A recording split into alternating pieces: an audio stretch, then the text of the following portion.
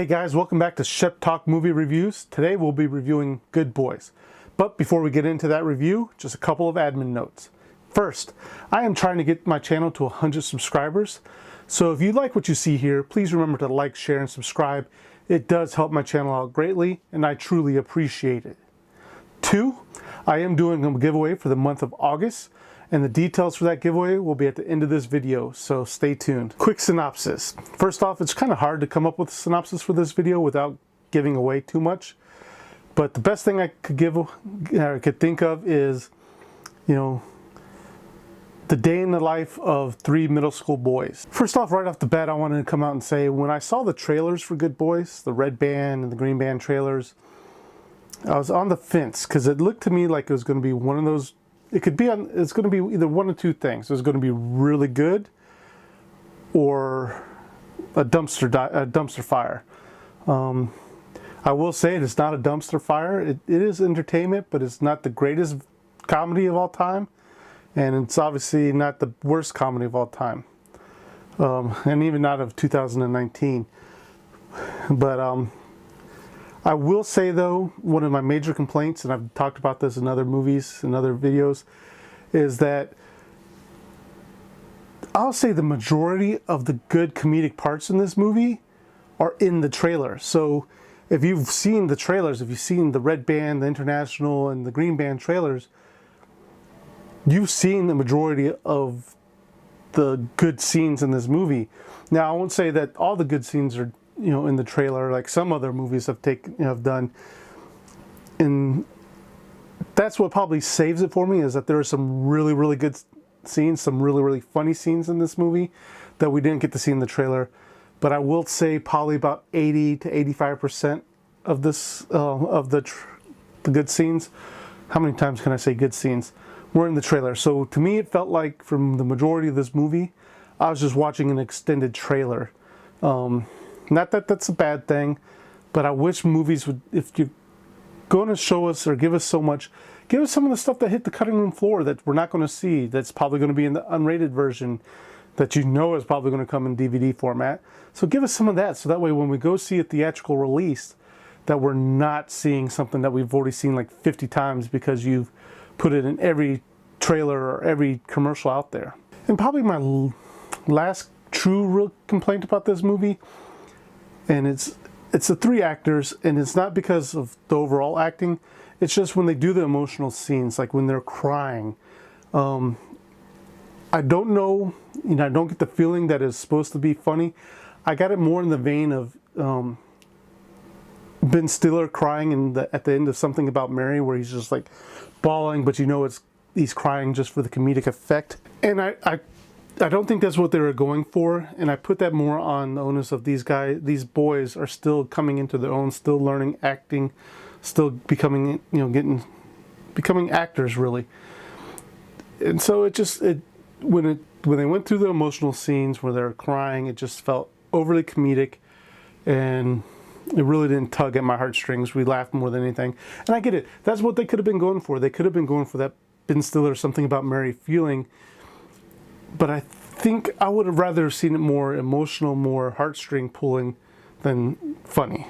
Overall, I do think the kids that played the boys in this one, the good boys, did a good job.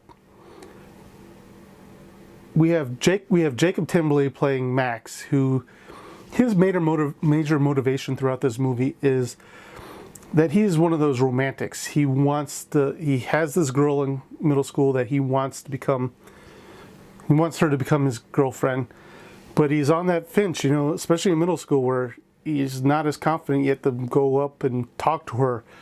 But he has all these ideals of what he wants to do with her, and his relationship with her already formed out in his mind. So he plays that kind of sweet guy, that kid that, he wants to do good, and he's kind of like a little Romeo. Then we get Keith L. Williams, who he plays Lucas in this movie, who's going through a lot of stuff at home, but he's kind of like that heart and soul for the group. But he's also that kid that doesn't want to grow up. He still kind of wants to be that elementary school kid and not that tween or teen going into middle school and high school. And so that's where his friction comes in with the group, is where he sees his friends moving in different directions, but he still wants to be that, fifth grader that remembers the good times that they had in previous years, but everybody's starting to grow and develop their own interests. And he has some really good comedic timing too. We have Brady Noon, who plays Thor in this movie, and Brady plays that kid that he has this really good talent. He's a very good singer, but he's one of those kids that wants to be kind of in the cool kids group or the popular kids group. And of course, they're ribbing him and making fun of him because he wants to be in a musical, and they don't hold it as, being cool to be in a musical. And so he's letting that peer pressure get to him, where he's letting that peer pressure make his choices. And, so he's coming to grips with that. Does he follow what other people are telling him he should follow? Or does he follow his heart and become a singer and then do those musicals? And I think there's some underlying current in there too, that I know it's still middle school, but with this type of movie, it's kind of in there. I think he's trying to figure out not only what he wants to do, but who he himself, wants to be, how he wants society to see him. Does he want to come out? It's kind of hinted at, it's not really talked about too much, but I do get that feeling that there's some emotions happening inside him that he doesn't really understand yet or come to grips with. And the movie doesn't really talk about it, but you kind of see glimpses behind the curtain. And the last actor I'll probably talk about is Molly Gordon. She plays Lily, who's one of two teenagers, one of the two protagonists really in this movie, that are chasing the boys, because as we saw in the trailer, so this isn't spoilers, where the boys try to spy on them with their drone. The drone gets captured. The girls don't give back the drone, so Thor steals the purse and chaos ensues. And Molly just plays like that overhyped character, that overhyped best friend, that I swear to God, she was like the Terminator in some scenes. I'm looking forward to seeing more of her in other movies and other TV shows.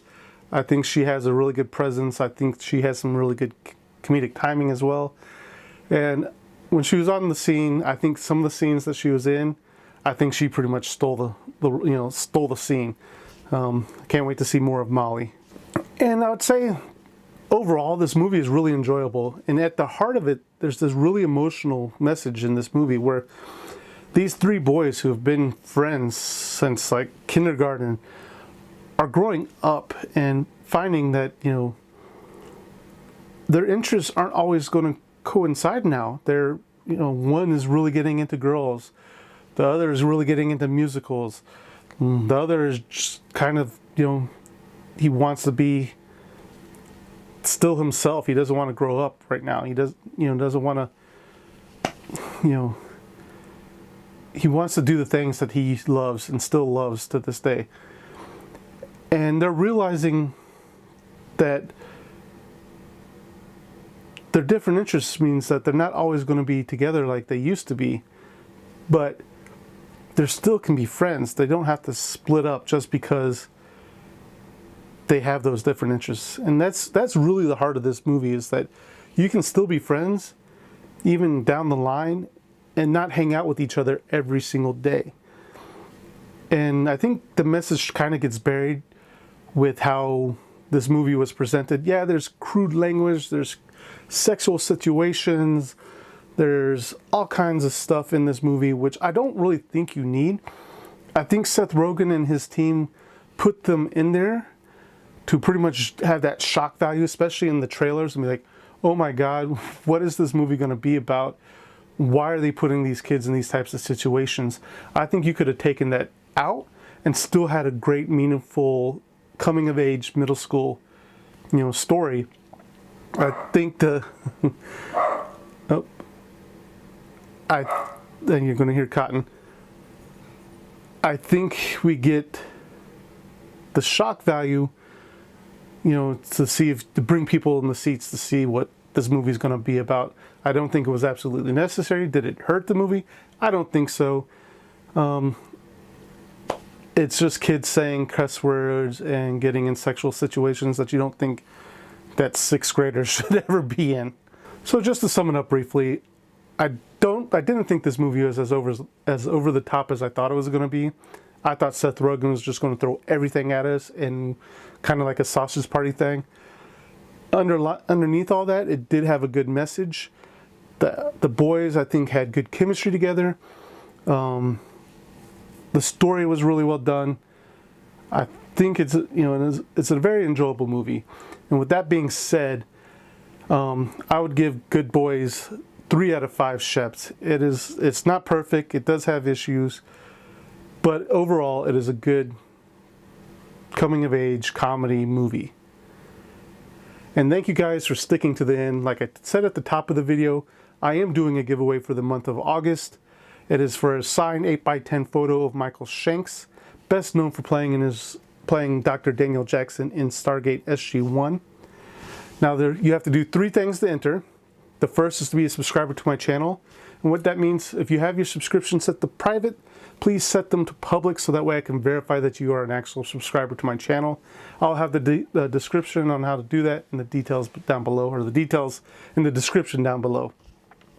Second, share this video. As I stated before as well, I am trying to grow this channel to 100 subscribers.